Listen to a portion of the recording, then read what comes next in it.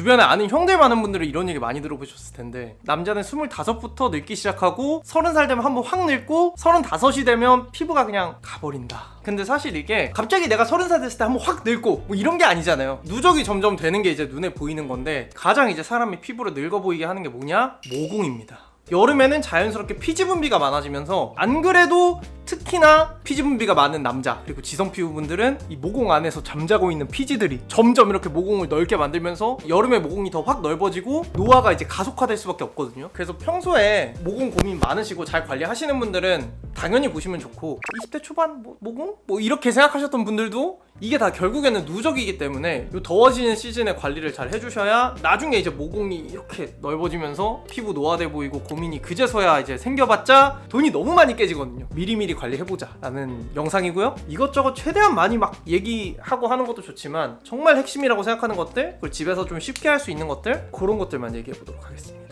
자, 일단 가장 먼저 저희가 매일 하는 이 세안 단계에서부터 모공에 좋은 클렌저 종류가 좀 따로 있거든요. 여기 보여서 아시겠지만 정말 잘 맞으면 직접적으로 효과를 보면서 확 좋아질 수 있는 게 클렌징 오일입니다. 모공이 커지는 주 원인이 이제 모공에 피지가 계속 쌓이는 건데, 기름으로써 이제 기름을 클렌징 오일로 피지를 이제 녹여버리는 그런 거기 때문에, 클렌징 오일을 이제 매일 쓰고 이게 잘 맞는다라고 하시는 분들은 매일매일 모공 안에 있는 피지를 없애주기 때문에 모공도 깔끔해지고 자연스럽게 모공 늘어나는 것도 좀 없어지고, 블랙헤드, 화이트헤드 이런 것들까지 관리하면서 쓰실 수가 있는데요. 사실 저는 클렌징 오일이 되게 잘 맞는 피부라 진짜 여러 가지 써봤는데, 최근 2년 정도 추천하고 있는 건 이거 에스네이처 거거든요. 다른 클렌징 오일들보다 비교적 조금 가볍게 나와서 이렇게 끈적끈적하고 묵직한 그런 클렌징 오일이 아니라 처음 써보시는 분들 쓰기 편하고, 그러면서도 피지는 되게 잘 뽑아주는, 가볍게 나오는 클렌징 오일들이 제형이 가볍다 보니까 피지를 좀 잘 못 뽑아주는 경향이 있는데, 얘는 그래도 딱 쓰고 나면은 녹아 나오는 게 한눈에 좀 보이는 그런 오일이라서 이거 써보시는 거 추천드리고, 근데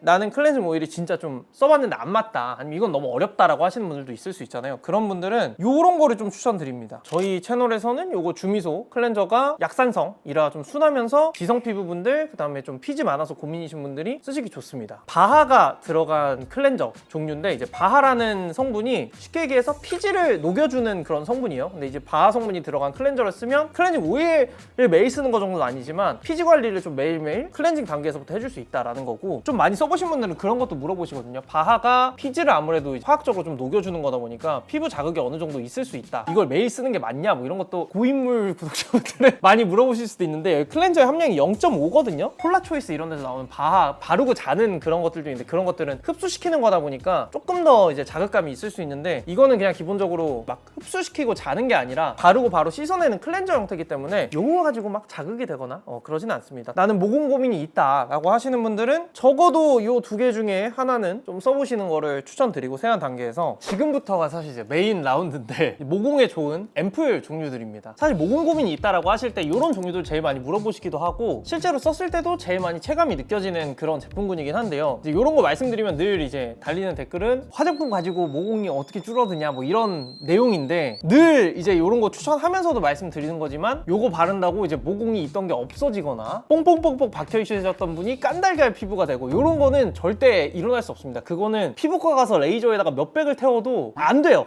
그렇게는 안 되지만, 제가 체감상 느끼기에는 100 사이즈였던 모공이 한 80 정도로 줄어드는 느낌, 피부에 없던 탄력이나 이런 것들이 확 생기면서 쫀쫀해진다라는 느낌까지는 받을 수 있고, 그리고 무엇보다 앞으로 조금 안 늘어나게 관리하는 목적이 큽니다. 솔직히 말하면 모공에 좋다 그러고 막 미쳤다 그래가지고 막 엄청 비싼 거 저도 안 써요. 가장 좀 중요하게 말씀드리고 싶은 거는, 내 피부에 맞는 보습감을 맞춰서 쓰는 게 되게 중요합니다. 기름이 많은 피부인데 모공에 좋은 앰플들 중에 좀 유분기가 많은 것들이 많거든요. 근데 모공에 좋대 라고만 해서 그런 거 사서 바르면 다음날 아침에 막 트러블 터지고 개기름 터지면서 모공 더 커져요. 반대로 내가 건조한 피부인데 모공에 좋다고 해서 지성 피부분들이 바르시는 그런 모공 앰플 잘못 쓰면은 피부 건조해져가지고 탄력 떨어지고 모공 더 커집니다. 일단은 조금 저자극인 것도 되게 중요하잖아요. 오래오래 써야 효과가 또 있는 거다 보니까 크게 두 가지를 가져왔는데, 이즈엔트리의 하이퍼 나이아신아마이드 20 세럼, 내가 기름이 좀 많은 피부다, 가볍게 쓰기 좋은 모공 세럼인데요. 바르면 이렇게 좀 투명하게 나오는데 쏙 흡수가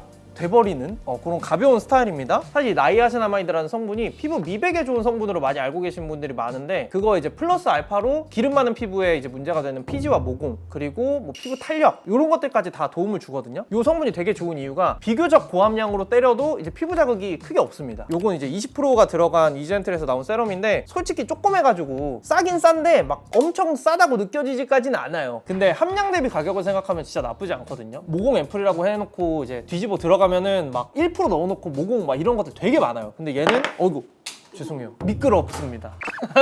아무튼 확실히 이제 호불호 없이 쓰실 수 있다. 징크랑 알부틴 이런 성분들 들어있는데 그런 것도 모공에 조금 도움이 추가로 됩니다. 나이아신아마이드 고함량 들어가면 끈적임이 조금 있거든요. 그래서 사용법은 저녁에만 이제 쓰시는 뭐 토너나 이런 거 바르고 크림 바르기 전에 이런 거 그냥 써주시는데 주 3회 저녁에만 써주면 되는 것 같아요. 그 정도로도 충분히 좀 효과 느낄 수 있고 양이 또 적기 때문에 너무 자주 쓰면 금방 없어집니다. 기존에 쓰시는 앰플이 있다 그러면 그런 거랑 또 같이 쓰셔도 괜찮고, 뭐 워낙에 편하게 쓰기 좋은 거라 요거 기름 많은 피부는 추천드리고, 내가 조금 피부가 건조하다 그런 상태에서 모공 케어를 하고 싶다라고 하시는 분들은 요거 추천드립니다. 닥터올가의 바쿠치올 콜라겐 리프팅 앰플. 겨울인가요? 소개 한번 드린 적도 있는 것 같은데, 이 바쿠치올이라는 성분이 그 모공 쪽에 유명한 레티놀이라는 성분의 저자극 버전으로 3, 4년 전부터 되게 많이 고인물들 사이에서 거론이 많이 됐던 그런 성분인데, 요것도 마찬가지 바쿠치올 뭐시기 하면서 들어가면은 막 100ppm 이래가지고 막 0.01% 들어있고 이런 것들이 굉장히 많이 나왔습니다. 연구 결과나 이런 거 찾아보면은 1%부터는 기능성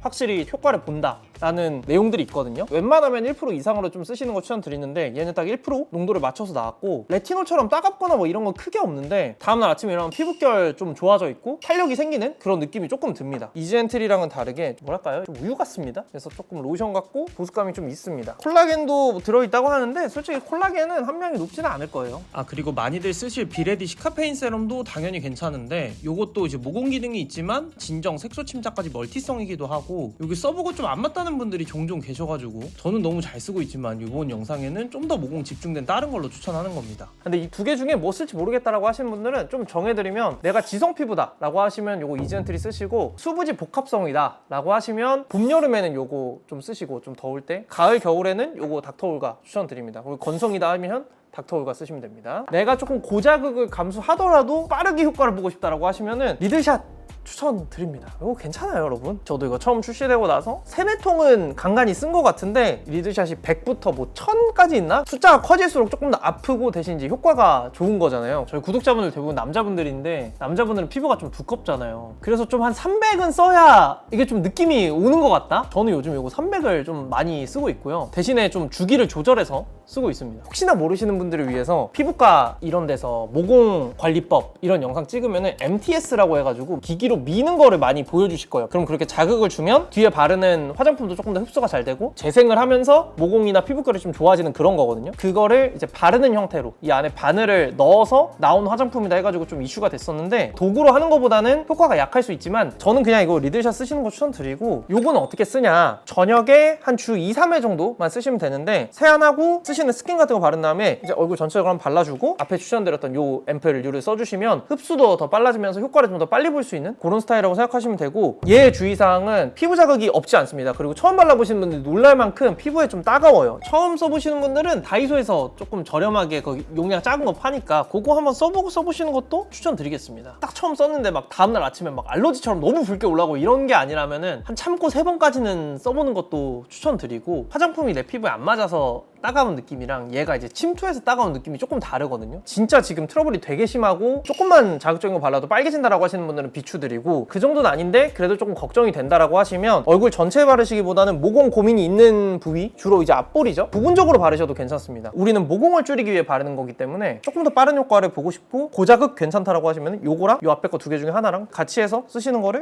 추천드리겠습니다. 그리고 요거 리들샷은 요런 모공류 앰플하고 쓰셔도 괜찮지만, 다른 내가 가진 뭐 기능성 앰플이나 요런 거랑 쓰셔도 효과를 올려주는 역할이기 때문에 그렇게 쓰셔도 괜찮습니다. 그 레티놀이라는 성분에 대해서 조금만 제가 써본 후기와 이제 의견을 말씀드리면, 댓글로도 많이 요청이 있고 쇼츠로 올렸을 때도 많이 물어봐 주셨던 건데, 모공하면 가장 먼저 떠오르는 성분이 이제 레티놀이라는 성분이고, 디페린겔 같은 처방받아서 쓰는 의약품 같은 데도 많이 들어가 있는 성분이잖아요. 사실 레티놀이 처음에 막 한국에 유행했을 때가 한 5년 전에 막 아이오페 이런 데서 나오고 그때였던 것 같아요. 그때 엄청 비쌀 때 저도 많이 써봤는데, 저는 개인적으로 썼을 때 피부 피부 컨디션에 따라 차이가 심하더라고요. 자극 되게 많이 받은 날은 레티놀 바르고 아침에 자고 일어나면 이쪽에 각질이 막 다 하얗게 일어나 있어서 초보자분들이 쓰기에는 조금 더 저자극인 것들이 좋지 않을까라는 생각에 이제 이런 걸 조금 더 추천드렸던 거고, 뭐 잘 맞으시는 분들은 잘 쓰셔도 괜찮습니다. 레티놀 쓰신다 하시는 분들은 이니스프리 같은 데서 나오는 저농도 버전 앰플 종류들도 있고, 근데 아예 효과를 좀 보고 싶다라고 하시면 코스알엑스 그 0.1 크림 제품이 거의 가격도 괜찮고 가격 대비 함량이 괜찮아가지고 그런 거 추천드려보도록 하겠습니다. 마스크팩 이런 것도 모공에 좋은 거 찾아서 쓰시면 좋거든요. 제가 요즘에 모공 그래도 관리하고 싶다라고 쓸 때는 요거 유이크의 포어리셋 마스크 요거 쓰는데, 요게 쿨링감도 좋고 수분감도 좋고 나이아시나마이드랑 PDRN도 뭐 되게 저함량이긴 하지만 그래도 모공에 조금